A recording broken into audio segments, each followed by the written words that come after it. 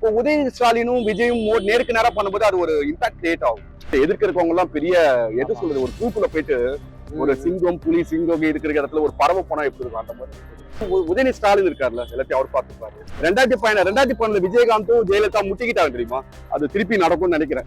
ஜெயிச்சதெல்லாம் பாத்தீங்கன்னா 40,000-50,000 ஓட்டு, தோத்தது பாத்தீங்கன்னா 100-200 அந்த மாதிரி. திரிஷாக்கும் இனிமே படத்தில் நடிக்க மாட்டேன்னு சொல்லிட்டாங்க. அதனால வந்து துணை முதல்வர் ஆக்கலாம், இல்ல திருச்சியில வந்து பை எலெக்ஷன் நடக்கலாம். தமிழ்நாட்டுல எந்த குக்கிராமுக்கு போனாலும் விஜய் பதவி பிரமாணம் விஜய் சொல்லிட்டு உயிரை விடுறாங்க. எம்ஜிஆருக்கு அடுத்து இவர் பெருசா வந்துட்டாருன்னு நினைக்கிறேன். ஒரு உண்மையிலே சந்திரசேகர்லாம் கொடுத்து வச்சுவாங்க. அவர் நினைச்சிருப்பாரா நம்ம பையன் சிஎம் ஆவாருன்ட்டு? உண்மையிலே காடு கிஃப்ட் தான். இவரு எப்படி இப்போ மு.க. ஸ்டாலின் ஆர்.என். ரவி விரல விட்டு ஆட்டிட்டாரு, இவரால பண்ண முடியுமா? பட் இனிமே அரசியல் விட்டு வெளியே போக முடியாது. ஒன்ஸ் வந்துட்டாரு, இனிமே சினிமா பார்க்க சான்ஸே கிடையாது. பட் அஜித் கூட நினைச்சு பார்த்துருக்காரு, நம்ம கூட நடிச்ச ஒரு சிஎம் ஆயிட்டாரு. சார் வணக்கம். வணக்கம் சார். இப்ப ரீசெண்டா வந்து பரபரப்பா வந்து தமிழ்நாடு வந்து இயங்கிட்டு இருக்கு. விஜய்ன்ற ஒரு மனுஷன் வந்து இப்ப பாத்தீங்கன்னா தமிழ்நாட்டிலே வந்து செதற விட்டுட்டு இருக்காரு. தாவைக்கா வந்து ஆட்சி அமைக்குது இன்னைக்கு. இது நீங்க எப்படி பாக்குறீங்க? அமைக்கலன்னா தாவைக்கால இருக்கிற கட்சிக்காரெல்லாம் ஒண்ணு சேர்ந்து ஒரு வழி ஆக்கிடுவாங்க போல இருக்கு. ஏன்னா அந்த அளவுக்கு தீவிரமா இருக்காங்க. இவரால வந்து நடத்த முடியுமா? ஏன்னா எல்லாருமே வந்து ஆதரவு கொடுக்கும்போது என்ன சொல்லியிருக்காங்கன்னா, நாங்க வெளியேந்து கொடுக்குறோம், நாங்க டிஎம்கே போட்டு, இப்ப டிஎம்கே கூட அலையன்ஸ் பார்ட்டி இருக்கு. ஸோ டிஎம்கே விட்டுட்டு இவர் விஜய் போயிருக்காரு. பட் அது எனக்கு என்னவோ துரந்திர படத்துல ஸ்பை மாதிரி தான் இருக்கும். இவர் என்ன பண்ணாலும் அது கண்டிப்பா அங்க போயிடும். ஸோ இவரால் நடத்த முடியுமா சின்ன டவுட். பட் என்னன்னா கெசட்ல ஏறிடும். ஸோ இந்த எலெக்ஷன்ல வந்து விஜய் வந்து வின் பண்ணி சிஎம் ஆயிருக்காரு. பட் அது எத்தனை நாள் போகுன்றது ஒரு கொஸ்டின் மார்க். ஆனா எனக்கு என்ன தெரியுமா, ஸ்கூல் படிக்கும்போது காலேஜ் போகணும் ஆசைப்படுவாங்க. ஆனா காலேஜ் போகும்போது ஸ்கூலே பெட்டர் லைஃப் தெரியும். இவர் சினிமால இருந்துட்டு சிஎம் அரசியலுக்கு வரலான்னு.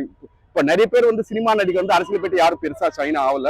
கொஞ்சம் டென்ஷனான ஜாப் தானே அது, எல்லாரையும் சமாளிக்கணும். குக்கிராமத்துல ஏதாவது ஒரு பிரச்சனை இவர் பேர் தான் அடிப்படும். சோ இவர் போனதுனால நம்மளுக்கு சினிமா லைஃபே பெட்டரா இருக்கும் தோணும்னு நினைக்கிறேன், என்னோட கணிப்பு பிரகாரம். ஏன்னா இந்த ஒரு 5 நாள் அலைச்சல் இருக்குல்ல, அவரு வின் பண்ணப்ப கூட இவ்வளவு கஷ்டப்பட்டு மாட்டாரு. இப்போ ஒரு 5 நாள் வந்து வருமா வராதா அது ரொம்ப கஷ்டம் தான். அதுவும் இவங்க எல்லாம் பலந்துன்னு பெரிய இவர்கிட்ட எதிர்க்க இருக்கவங்க எல்லாம் பெரிய எது சொல்றது, ஒரு ஜூக்குள்ள போயிட்டு ஒரு சிங்கம் புலி சிங்கம் இருக்கிற இடத்துல ஒரு பறவை போனா எப்படி இருக்கும் அந்த மாதிரி.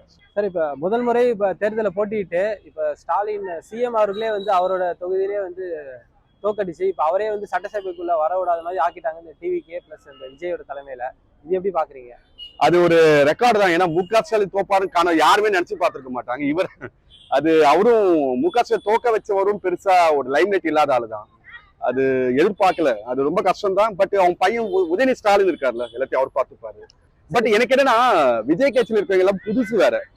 இவங்க கொடுக்குற குறைச்சல் அவங்க என்ன மாதிரி ரியாக்ட் பண்ணுவாங்க தெரியல. அது பார்க்கணும் கொஞ்சம் ஆசையா இருக்கு. ஆக்சுவலி 2012 விஜயகாந்தும் ஜெயலலிதா முட்டிக்கிட்டாங்க தெரியுமா, அது திருப்பி நடக்கும்னு நினைக்கிறேன். சரி, இப்ப அவர் 108 இடத்துல வந்து ஜெயிச்சிட்டாரு. பெரும்பான்மையை நிரூபிக்கணும் முதல் தடவை காங்கிரஸ் வந்து டிஎம்கேல இருந்து பிரிச்சுட்டு வந்தாங்க.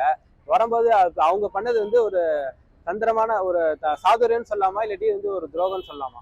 அரசியல் என்னங்க, எல்லாமே துரோகம் தானுங்க எல்லாருக்கும். அவங்களுக்கு என்ன கவுண்டிங் தானுங்க, சீட்டு பணம் ரெண்டு தானே அவங்களுக்கு. என்ன இதுல வந்து யாருக்கும் ஃபெய்த்தா இருக்கணும் அவசியம் கிடையாது. எவன் கால எவன் வாரணும்ன்றது. பட் அவங்க இதை விட்டா வேற சான்ஸ் கிடைக்காது. பட் நீங்க எலெக்ஷன் பிஃபோர விஜய் கிட்ட போயிருந்தானா ஒரு நிறைய சீட்டு கிடைச்சிருக்கும். பட் இவர் இப்ப இப்படி வருவான்னு சொல்லிட்டு யாரும் எதிர்பார்க்கவே இல்லை. ஆமா, இப்ப எலெக்ஷனுக்கு முன்னாடியே வந்து காங்கிரஸ் வந்து விஜய் கூட இருந்தாங்கன்னா இப்ப அவங்க 5 சீட்டு பேர மேபி ஒரு 20 சீட் வந்திருக்கலாம். மேபி ஒரு 40 சீட்ல நின்றுதான் ஒரு 20-30 சீட் வந்திருக்கலாம். கொஞ்சம் ஸ்வீப் பண்ணிருந்தா இந்த மாதிரி பிரச்சனை இருந்திருக்காது, 2 சீட்டா. பட் எனக்கு என்னன்னா, இப்போ 5 கட்சி கூட்டணியில தான் நடக்குது. 5 பேர், ஒருத்தர் கம்யூனிஸ்ட், ஒருத்தர் இவர், அதெல்லாம் அவங்க மைண்ட் செட் எல்லாத்தையும் கோஆர்டினேட் பண்ணுவாரான்னு தெரியல. சிபிஐ சிபிஎம் இவங்கெல்லாம் வந்து அவங்க இவர் டிஎம்கே விட்டு வெளியே வந்தாங்க. அவங்கள வந்து வெளியே வந்தோடனே அவங்க வந்து கேட்டாங்க, இந்த மாதிரி இது ஸ்டாலின் அவர் வந்து சொன்னீங்களா இது ஒரு விஷயம். போயிட்டு அவங்க கிட்டே போயிட்டு நாங்க அங்க போட்டோமான்னு கேக்குறாங்க. ஒரு ஆப்போசிட் பார்ட்டி அவங்க கிட்ட பர்மிஷன் கிட்ட இங்க வருது. இது எந்த அளவுக்கு எப்படி இருக்க முடியும்? இது ஒரு ஜெனரலா இருக்க முடியுமா? எனக்கு தெரிஞ்சு இவர் வந்து மொத்தமா கழிச்சிட்டு புதுசா சந்திக்கலாம்னா பயங்கர ஸ்வீப் பண்ணலாம். பட் ஏன்னா இவர் பேரை இவரே கெடுத்துக்கிற மாதிரி ஆயிடும். இல்ல, எனக்கு தெரிஞ்சு இப்ப மறுபடியும் இப்ப ரீஎலெக்ஷன் சப்போஸ் இப்ப வச்சாங்கன்னா டிஎம்கே வந்து அதுக்கு ரெடியா இல்ல. ஏன்னா இப்ப ஒரு எலெக்ஷன் அது இவரே மொத்தத்தில் ராஜினாமா பண்ணிட்டா வச்சுதான் ஆகணும். 4000 கோடி கிட்ட வந்து செலவு பண்றாங்க ஒரு எலெக்ஷனுக்கு அப்படின்ற மாதிரி ஒரு கட்சி. அதிமுகவும் அந்த அளவுக்கு வந்து செலவு பண்ற மாதிரி இல்ல.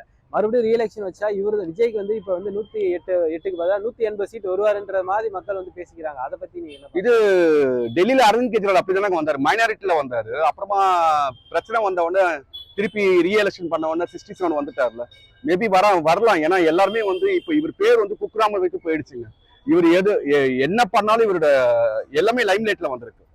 நம்ம சிட்டியோட பாத்தீங்கன்னா ஊர் பக்கம்லாம் எப்போ பதவி பிரமாணம் வெயிட் பண்ணிட்டு இருக்காங்க. ஸோ அந்த மாதிரி டைம்ல இந்த மாதிரி எனக்கு குடைச்சல் தராங்க, கொஞ்சம் ரொம்ப டிராமா கொஞ்சம் ஆக்டிங் பண்ணா வேலை முடிஞ்சுது. மொத்தம் எனக்கு தெரிஞ்சு 234 வந்தாலும் ஆச்சரியப்படுத்திக்கல.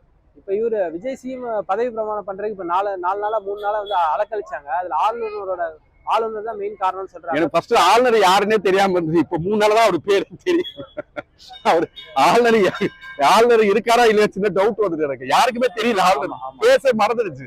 ஒரு 4 நாளா தான் ஆளுநரோட பேரு ஞாபகம் எல்லாம் வருது. பட் நம்ம இருக்கிறது காமிக்கிறதுக்கு இப்படி பண்ணாரான்னு தெரியல. அது முன்னாடிலாம் வந்து கவர்னர் வந்து ரூலிங் பார்ட்டிக்கு கொஞ்சம் அண்டர் பிளே பண்ணுவாங்க. இப்ப ரீசெண்டா தான் கவர்னர் வந்து ஓவர் பிளே பண்ற மாதிரி எனக்கு தோணுது. இப்ப பேக்ரவுண்ட் வந்து பிஜேபி வந்து இருக்குன்னு சொல்றாங்க. ஏன்னா அவங்க ரூலிங் பார்ட்டில சென்ட்ரல் கவர்மெண்ட். பட் என்னதான் இருந்தாலும் உங்களுக்கு கோர்ட் சுப்ரீம் கோர்ட்ல இருக்கும்போது நீங்க கிளைம் பண்ணி வாங்கலாம். பட் நீங்க அந்த அளவுக்கு பொட்டன்ஷியலா இருக்கணும்ல, ஸ்பான்டினியஸா பேசணும் அந்த மாதிரி. இப்ப விசிகே வந்து 2 சீட்டுன்னு சொல்லி கிண்டல் பண்ணாங்க. இப்ப அந்த 2 சீட்டு தான் 2 நாளா தமிழக அதாங்க பெரிய மலையா இருக்கிறது பிரச்சனை, உளியா இருக்கிறது பெட்டர்.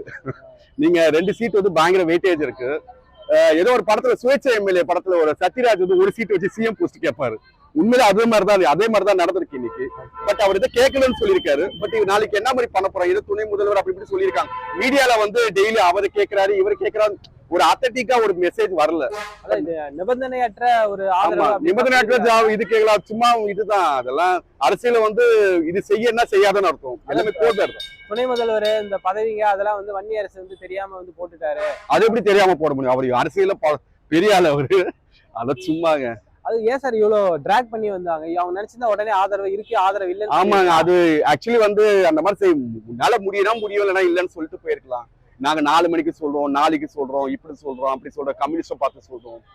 அது ரொம்ப அலக்கழிச்சிட்டாங்க. இது வந்து விஜய்க்கு பயங்கர பிளஸ்ஸா இருந்திருக்கும். அதான் அது என்ன காரணமா இருக்கும் அந்த டிராக் பண்றதுக்கான ஒரு ரீசன் என்ன? அதான் ஸ்டாலின் கிட்ட ஏதாவது அப்ரூவல் வரதுக்கோசம் வெயிட் பண்ணிருப்பாருன்னு நினைக்கிறேன். இல்லைன்னா வந்து இவங்க கிட்ட போனா நம்ம ஓட்டு ஏதாவது நம்மளுடைய ஓட் பேங்க் இருக்குல்ல, அது ஏதாவது கிரைஸ் ஆயிடுமான்னு பாக்கலாம். இல்லைன்னா ஒரு கட்சியில இருந்து இன்னொரு கட்சி போகும்போது என்ன ஆகும்னா நம்மளுடைய வெயிட்டேஜ் அவங்க அப்சர்வ் பண்ணுவாங்கல்ல. சோ அந்த மாதிரி நம்மளுக்கு காணாம போயிட்டோம்னா என்ன பண்ணணும் சொல்லிட்டு யோசிக்கலாம். ஏன்னா நம்ம பப்ளிக்கா யோசிக்கிறத கட்சி சார்பா, ஏன்னா அவங்க அதான மைலேஜ். இன்னொரு விஷயம் என்ன சொல்றாங்க, இன்னும் டிராக் பண்ண அவங்க பயம் அதிகமாகும். அப்ப நம்ம வந்து இப்ப சப்போஸ் குதிரை பேரம் அந்த அமௌண்ட் அதெல்லாம் வந்து இன்னும் அதிகமா ஏதோ அமமுகல வந்து ஏதோ குதிரை பேரம் பண்ணிருக்காங்க. இந்த மாதிரி பார்த்து கண்டிப்பா நடக்கும். இப்ப ஏடிஎம்ல ரீமா ரோசா அந்த லாட்டரி சீட்டு விற்கிறவங்க வைஃப், ஆதிவாசியோட மாமியார், அவங்க இருக்காங்க. அவங்க ஏதோ பெரிய லெவல்ல பை பண்றதா ஸ்கோர் பண்ண, அவங்க ஏதோ பிஹைண்ட் தி ஸ்கிரீன் ஏதோ பெரிய ஒர்க் பண்றதா வந்து பேச்சு அடிப்படுது. அந்த மாதிரி இருக்கலாம். இப்ப ஐயுஎம்எல்ன்ற ஒரு கட்சி, ஆமா, அவங்க ஏதோ அவங்க நினைச்சு அவங்களும் நேத்தே கொடுத்துருக்காங்க. அவங்க பாத்தீங்கன்னா வந்து இன்னைக்கு அவங்க என்ன நினைச்சிருப்பாங்கன்னா, அதான் சார் இப்போ டிஎம்கே கூட அலையன்ஸ் இருக்காங்கல்ல, டிஎம்கே எடுத்துட்டு விஜய் நிக்கிறா, அவ்வளவுதான், மத்த எல்லாமே வந்துருச்சு இல்ல. இது என்ன மாதிரி அலையன்ஸ் தெரியல நாளைக்கு. ஏன்னா அவங்க என்ன சொல்றாங்கன்னா, நாங்க டிஎம்கே கூட இருப்போம், இவங்க கூட இருப்போம். அது எப்படி முடியும்? அவர் எதிர்கட்சியா இருக்கும் போது நீங்க அவருக்கு சப்போர்ட் பண்ண முடியுமா? ஏன்னா இவங்க எல்லாமே இவர் ரூலிங் பண்ண முடியாதுல்ல. ஏன்னா எது பண்ணாலும் தப்பாயிடுங்க. உங்களால எதுவுமே கரெக்டா செய்ய முடியும். ரெண்டாவது இவர் கொடுத்த மேனிபெஸ்டோல எதுவுமே சரி பண்ண முடியாது. 6 கேஸ் 2500 ரூபாய் அதெல்லாம் கொடுக்க முடியும்ன்றீங்க. இவங்க என்ன பண்ண போறாங்க தெரியல. நேத்துல இருந்தே ஏதோ ஒரு கட்ட பஞ்சாயத்துல ஓடுதுன்றாங்க. பட் அது எந்த அளவுக்கு உண்மைன்னு தெரியல. பட் விஜய் இனிமேதான் கேம் ஸ்டார்ட் பண்ணுவாங்கல்ல. ஓகே, இப்ப சிஎம் ஸ்டாலினுக்கு வந்து இப்ப இந்த விஷயம் இவங்க கூட்டணியில இருக்கவங்க இவருக்கு டிவிகேக்கு வந்து போயிருக்காங்க, ஆதரவு தெரிவிச்சிருக்காங்க. இப்ப இது வந்து அவருக்கு எப்படி பிளஸ் எவ்வளவு மைனஸா இருக்கும்? ஏங்க அவர் தாங்க சொல்றாங்க, மத்த கட்சிக்காரெல்லாம் நாங்க திமுக கிட்ட பர்மிஷன் கேட்டு வரணும்னு சொல்லியிருக்காங்க. அவருக்கு ஒண்ணு பெரிய இப்ப இங்க நடக்கிறது எல்லாம் இன்ச்சு பை இன்ச்சு அவருக்கு தெரியுங்க. ஏதாவது துரேந்திர படத்துல ஸ்பை மாதிரிங்க, அம்சா கேரக்டர். இப்ப இவரோட ஆட்சிக்கு வந்து உத்தரவாதம் இருக்குங்களா? எப்ப வேணா இவங்க வந்து கலந்துட்டு போலாம்? எனக்கு தெரிஞ்சு ரொம்ப கஷ்டம்ங்க. இவர் இப்போ சப்போஸ் வந்து பட்ஜெட் இது பண்ணணும்ல, இல்லைன்னா இப்போ மழை காலம் அதெல்லாம் வருது இல்ல, இவங்களால பதில். ஏன்னா இவங்க பிரஸ் மீட் கொடுத்து யாருமே பார்த்தது இல்லைல்ல. சோ இவர் பிரஸ் மீட் கொடுத்தா என்ன மாதிரி இருக்கும்னு சொல்லிட்டு அது ஒரு கியூரியாசிட்டி வர இருக்கு. விஜய் இதற்கு ஒரு பிரஸ் மீட் கொடுத்தது கிடையாது, எந்த ஸ்பீச் ஸ்பான்டினியஸா எதுவும் வந்தது கிடையாது. சோ இவர் என்ன பண்ண போறாரு? இப்போ நம்ம வந்து மு.க. ஸ்டாலினோ எடப்பாடியோ ஜெயலலிதாவோ கலைஞர் பேசும்போது அது ஒரு இது இருக்கும்ல, ஒரு ஆளுமை இருக்கும். அது இவர்கிட்ட மிஸ் ஆகிற மாதிரி எனக்கு தெரியுது. பட் சினிமா கவர்ச்சி எடுத்தது அது. ஏன்னா உங்களால வந்து ஸ்கிரிப்ட் எல்லாம் எழுதி தர முடியாது. இப்போ நீங்க கேட்கிற கேள்விக்கு ஸ்கிரிப்ட் எழுதி கொடுத்து பேச முடியுமா? சோ அந்த மாதிரி டைம்ல பெரிய ஆளுங்க கேள்வி கேட்கும் போது அதுக்கு ஏற்ற பதில் சொல்லணும்ல, இல்லைன்னா ட்ரோல் மெட்டீரியல் ஆயிடும். சோ இனிமேதான் கேம் ஸ்டார்ட் ஆகும். ஸ்டார்ட் நவ் சொல்லுவாங்க கேம். ஓகே, இப்ப இந்த விஜய்க்கு மாபெரும் இப்ப அலை வீசுறது காரணம் வந்து அவருக்கு வந்து 2-3 விஷயங்கள் இருக்கு. இன்னும் அவர் வந்து மீடியா வந்து மீடியா வந்து பெருசா சந்திக்கவே இல்லை. அவர் ஸ்ட்ராட்டஜியா அடுத்து பாத்தீங்கன்னா வந்து லிமிட்டா வந்து பேசினாரு. அடுத்து குழந்தைகளை வந்து டார்கெட் வச்சு இது பண்ணாங்க. மிச்சபடி வந்து தைரியமா கான்பிடென்ட்டா ஸ்டார்டிங்ல ஃபர்ஸ்ட் வீடியோல இருந்து இப்போ லாஸ்ட் வீடியோ வரைக்கும் எடுத்து பாத்தீங்கன்னா எல்லாமே வந்து பிளான் பண்ணி வந்து சொன்ன விஷயத்தை வந்து கரெக்டா ரிப்பீட் பண்ணிருக்காரு. சிக்னேச்சர் மாதிரி. பட் அவருக்கு ஃபேன் ஃபாலோவிங் ஜாஸ்திங்க. ஊர் பக்கம் சைக்காலஜிக்கலா வந்து அடிச்சிருக்கா. அவருக்கு ரெண்டாவது வந்து இது இன்ஃப்ளூயன்சர் மாதிரி அவர்கிட்ட ஒரு சோஷியல் மீடியா பிளாட்ஃபார்ம் ஃபோரம் இருக்குல்ல, அது மூலியமா ப்ரோமோட் பண்ணி யாரு கவுண்டர் கொடுத்தாலும் அசிங்கமா திட்டுறாங்க. ஆமா, மீதி டீம்ல காசு கொடுத்து வச்சிருக்காங்க ஐடி டீம். இப்ப இவங்க வந்து பாத்தீங்கன்னா ஐடி விங்க வந்து காசு இல்ல, பப்ளிக் நார்மல். அதுதான் எனக்கு ஒண்ணுமே புரியல. காசு கொடுக்காம ஜெயிச்சிருக்காரு. ரெண்டாவது விஜய் பத்தி ஏதாவது சொன்னா கெட்ட கெட்ட வார்த்தையில பேசுறாங்க. இவருக்கு எனக்கு இவர் ஒரு புண்ணியம் செஞ்சிருக்காரா என்னவோ தெரியல. உண்மையிலே இவரே நினைச்சு பார்த்திருக்க மாட்டார். எனக்கு தெரிஞ்சு இவரே ரூலிங் வருவான்னு நினைச்சு சத்தியமா நினைச்சு பார்த்துருங்க. எனக்கு தெரிஞ்சு ஒரு 20-30 தான் வருவான்னு பார்த்திருப்பாரு. பட் எதிர்பார்க்காத அளவு இவர் எப்படி ரிசல்ட் வந்திருக்கு 5 நாள் இருக்குல்ல, எப்படி தூங்குனாருன்னு தெரியும். ஆமா, ஐயோ சத்தியமா இப்போ நார்மல் பப்ளிக்கே நம்மளுக்கே இவர் எப்படா பதவி பிரபலம் ஒரு இது இருக்குல்ல, அவர் எப்படி நம்மளுக்கு இவ்வளவு வந்திருக்கா. ஜெயிச்சதெல்லாம் பாத்தீங்கன்னா 40,000-50,000 ஓட்டுல, தோத்தது பாத்தீங்கன்னா 100-200 அந்த மாதிரி தான். அதான் இவர் தோத்தது ஒரு 10 இடம்லாம் வந்து ஒரு சில 15 இடம் 100-200 தோத்துருக்கு. பட் அதெல்லாம் வந்திருந்தா இவ்வளவு தேவையே இல்லை. ஒரு 5 வருஷம் வந்து பண்ணிருக்கலாம். பட் உள்ள அரசியலுக்குள்ள வந்தாச்சு, சிங்கத்துக்குள்ள வந்தாச்சு. இனிமே சிங்கம் இவங்களை கடிக்குமா இல்ல இவர் சிங்கத்தை கடிப்பாரான்னு பாக்கணும். இப்ப அவரு வந்து டிஎம்கே வந்து எதிர்கட்சியா வந்து உட்காருவாங்க. இப்ப வந்து ஸ்டாலின் மட்டும் அந்த இடத்துல வந்து உட்கார்ந்து இருந்தாங்கன்னா இப்ப அவரே வந்து மாண்புமிகு முதலமைச்சர் விஜய் அவர்களே அப்படின்ற மாதிரி சொல்ல வேண்டிய சிச்சுவேஷன் ஏற்பட்டிருக்கும். அது நல்லதுன்னு நினைக்கிறேன். இப்போ உதய ஸ்டாலினும் விஜயும் நேருக்கு நேரா பண்ணும்போது அது ஒரு இம்பாக்ட் கிரியேட் ஆகும். அது நல்லா இருக்கும்ல பார்க்கும்போது. சரி, அவங்க கட்சியில சேகர் பாபுலாம் இருக்காருங்க. ஜெயலலிதா பேர்லயே சேகர் பாபுலாம் ஒரு மாதிரி இதுதானே, அவரு கொஞ்சம் அந்த இடத்தையே வந்து சண்டை போடுற மாதிரி வச்சிருப்பாரு. விஜய் அவங்களோட பிளான் என்ன? இப்ப முதலமைச்சர் ஆன அப்புறம் அவர் வந்து எந்த மாதிரி திட்டங்கள் திரிஷாக்கு என்ன போஸ்ட் தர போறாருன்னு தெரியல. திரிஷாக்கு என்ன போஸ்ட் தர போறதா மில்லியன் டாலர் क्वेश्चन இருக்கு. ஜெயிச்ச பிறகு எலெக்ஷன் ரிசல்ட் அப்பே திரிஷா அவங்க வீட்டுக்கு வந்து வந்துட்டாங்க அன்னைக்கு. ஆமா, இப்ப திரிஷா வந்து அரசியல் ரீதியாவோ இல்ல அடிக்கடி சந்திச்சாலோ இவருக்கு வந்து கொஞ்சம் டேமேஜ் ஆகுமா? பட் இனிமே டேமேஜ் பண்றதுக்கு ஒண்ணு இல்லை. ஏன்னா இது முன்னாடியே தெரிஞ்சது ஓட்டு போட்டாங்க. அதனால இனிமேலாம் டேமேஜ். அதாவது அங்க பொதுவா வந்து ஒரு வாட்டி சொன்னாதாங்க காசிப், 2-3 வாட்டி சேர்த்தா அது உண்மை. அதெல்லாம் ஒரு பெரிய இஷ்யூ கிடையாது. திரிஷாக்கும் இனிமே படத்தில் நடிக்க மாட்டேன்னு சொல்லிட்டாங்க. அதனால வந்து துணை முதல்வர் ஆக்கலாம், இல்ல திருச்சியில வந்து பை எலெக்ஷன் நடக்கலாம், இல்லைன்னா மேயர் போஸ்ட் வருது இல்ல, மேயர் கவுன்சில் எலெக்ஷன் வருதுல்ல, சோ அதுக்கு நிக்க வைக்கலாம். எனக்கு தெரிஞ்சு சென்னை மேயரா இவங்க வருவான்னு எதிர்பார்க்கிறேன். ஓகே, இப்ப உதயநிதி அவர் வந்து எப்படி ஆப்போசிட்டா வந்து விஜய்க்கு வந்து அவர் தான் இப்ப எதிர்கட்சியில வந்து வரப்போறாரு. இவங்க 2 பேர் கேள்வி கேட்டு பதில் சொன்னா அது என்ன மாதிரி இருக்கும்னு தெரியல. ஓகே, இப்ப நாளைக்கு இப்ப போஸ்டிங் ஆனா எனக்கு தெரிஞ்சு டிஎம்கேல வந்துங்க நகை தலை முடியில இருந்து நகை வரைக்கும் அரசியல் பிளட்டுங்க. இவர் எப்படி சமாளிக்க போறாரு தெரியல. அது எல்லாருக்குமே அந்த டவுட் இருக்கு. பட் நடக்காது சொல்லி அவருக்கு எல்லாமே நடந்திருக்குல்ல, சோ இதுவும் நடக்கும் நம்பிக்கை. இந்த சைடுல இந்த அதிமுக வந்து ஒரு பெரிய இதுவா வரமாட்டாங்கன்னு நினைச்சோம். ஆனா அதிமுகவும் கொஞ்சம் லைட்டா ஸ்கோர் பண்ணாங்க அந்த ஓட்டுல. இப்ப அவங்க வந்து ஏதோ அவங்க ரூலிங் வர மாதிரி ஏதோ பிளான் இருந்தது. ஏதோ அவங்க கட்சியில ஏதோ பிரிக்க போறதா பிளான் வருது. இதுல இன்னொரு விஷயம் என்ன சொல்றாங்கன்னா, இப்ப வந்து கட்சியை வந்து பிரிச்சு ஆல்ரெடி சசிகலா பிரிச்சுட்டாங்க, இவரு டிடி தினகரன் பிரிச்சுட்டாரு. இப்ப இன்னொரு குரூப் வந்து 32 பேர் 33 எம்எல்ஏ வந்து பிரிச்சு விஜய் கட்சி கூட சேர போறாங்க. நான் தமிழர் காணாம போயிட்டாங்க. இப்போ ஏடிஎம்கே எனக்கு தெரிஞ்சு இனிமே ஃபியூச்சர்ல சிங்கிள் லார்ஜஸ்ட் பார்ட்டி வருமான்னு தெரியல. எப்படி இருக்க போகுது? ஏன்னா இனிமேலாம் வந்து ஜெயலலிதா மாதிரி சிங்கிளா வர முடியுமான்னு தெரியல. ஏன்னா எனக்கு தெரிஞ்சு ஒரு 30 சீட் 40 சீட்ல நின்றுடுவாங்கன்னு நினைக்கிறேன். இனிமேலாம் 100 சீட்டு வடிக்கிறதுல சான்ஸே கிடையாது. எனக்கு தெரிஞ்சு அடுத்து டிஎம்கே ஆப்போசிட் விஜய் நல்லா பண்ணா விஜய் வரலாம், இல்ல நாளைக்கு யாராவது ரஜினி கமல் எல்லாருமே பின்னாடி போயிட்டாங்க. ஒரு சிங்கம் மாதிரி விஜய் வந்து ஜெயிச்சிருக்காரு. இப்ப இந்த விஷயம் பார்க்கும்போது ரஜினி நினைச்சிருப்பாரா ஒருவேளை நம்ம வந்திருந்தா மேபி கிடைச்சிருக்கலாம். பட் அதான் சொன்னேனே, ஸ்கூல் படிக்கும்போது காலேஜ் போனா ஸ்கூலே. பட் அவருக்கு வந்து நிம்மதி. இப்போ ஒரு மனுஷனுக்கு என்னதுங்க, வீட்டுல படுத்தா தூக்கம் வரணும் அவருக்கு, அதனால அரசியல் போனா தூக்கம் வராதுன்னு சொல்லிட்டு கூட இருந்திருக்கலாம். பட் இவர் அடுத்து இப்போ அரசியலும் சிஎம் ஆனா அந்த அசம்பிளியில ஸ்கோர் பண்ணிட்டான்னு வச்சுக்கோங்களேன், எல்லாருக்கும் தோணும் ஐயோ நம்மளும் இது பண்ணிருக்கலாம். எனக்கு என்னன்னா கமலுக்கு இல்லாத கிரேசி இவருக்கு இவ்வளவு வந்திருக்குன்னா பெரிய விஷயம். ஏன்னா கமல்லாம் எல்லா கண்டென்ட்டும் நாலேஜ் இருக்கு. இவர் பேசாமையே இவ்வளவு வந்துட்டாரு. இல்ல பேசிருந்தா நல்லா வந்திருப்பாரு. அவரே வந்து பெர்சன்டேஜ் போன வருஷம் ரொம்ப வாங்கல அவர் லாஸ்ட் அரசியல்ல. இவர் பாத்தீங்கன்னா எனக்கு கரெக்டான பீரியட் நினைக்கிறேங்க. இது இவர் நடிச்சதா 2021 வந்திருக்கலாம். அந்த டைம் கொரோனா டைம். பட் அவருக்கு எல்லாமே கைக்கூடி வந்திருக்கு. சில விஷயம் சொல்லுவாங்களே, எல்லாமே உனக்கு தொட்டதெல்லாம் பொண்ணாகும்னு சொல்லுவாங்களா, அந்த மாதிரி. இது கரெக்டான டைம் தான் நினைக்கிறேன். இவர் இன்னொரு 5 வருஷம் வெயிட் பண்ணியிருந்தாங்கன்னா இன்னொரு 5 படம் நடிச்சிருக்கணும். நடிச்சாதான் இப்ப யங்ஸ்டர்ஸ் வர இன்னும் ஓட்டர் பெர்சன்டேஜ் வந்து அதிகமாயிருக்கும். ஆயிருக்கும். நீங்க அப்படியே தள்ளி போயிட்டே இருக்கு. அதெல்லாம் முடியாது. பட் அதான் சொல்றேன், எந்த பிரச்சாரத்துக்கு போகல, மிஞ்சி போனா ஒரு 10-15 வேர்வே சிந்தல. எல்லாருக்கும் என்ன தெரியுமா காண்டு, இவரு ரொம்ப கஷ்டப்படுறதே இல்லை இவருக்கு. ஏன்னா அவன் வந்து ஒரு கவுன்சிலர் சீட்டு வாங்குறதுக்கு ஊரெல்லாம் சுத்தணும். இவரு எம்ஜிஆர் கூட படுத்துட்டு ஜெயிச்சாருன்னு சொல்லி ஒரு கதை இருக்கும். பட் இவர் வந்து பிரச்சாரத்துக்கு போகாம எந்த கஷ்டப்படாம மீடியா, அந்த சோசியல் மீடியா டூல வச்சுக்கிட்டே வந்துட்டாரு. பட் தமிழ்நாட்டுல எந்த குக்கிராமுக்கு போனாலும் விஜய் பதவி பிரமாணம், விஜய் விஜய் சொல்லிட்டு உயிரை விடுறாங்க. எம்ஜிஆருக்கு அடுத்து இவர் பெருசா வந்துட்டாருன்னு நினைக்கிறேன். ஆமா, எம்ஜிஆரோட கிட்டத்தட்ட தொட்டுட்டாரு. நேஷனல் மீடியா பட் எம்ஜிஆர் கூட 20 வருஷம் முன்னாடி கஷ்டப்பட்டு இருந்தாருங்க. ஆமா, பேசிக்கா இதெல்லாம் அரசியல் வந்து ஆனா 2026ல ஒருத்தர் சினிமா வச்சு பெரிய ஆள வர்றது சாதாரண விஷயம் கிடையாது. ஏன்னா இன்னைக்கு சோசியல் மீடியா அந்த அளவுக்கு இருக்கு. ஏன்னா அவரு சினிமால கிளாமர் அது இதெல்லாம் இருக்கு, அரசியல் வேற சினிமா வேற. அதே மீறி ஜனங்க ஓட்டு போட்டிருக்காங்க. அவருக்கு 2வது ஃபேமிலி ஆடியன்ஸ் அதிகம், பெண்கள் எல்லாம்.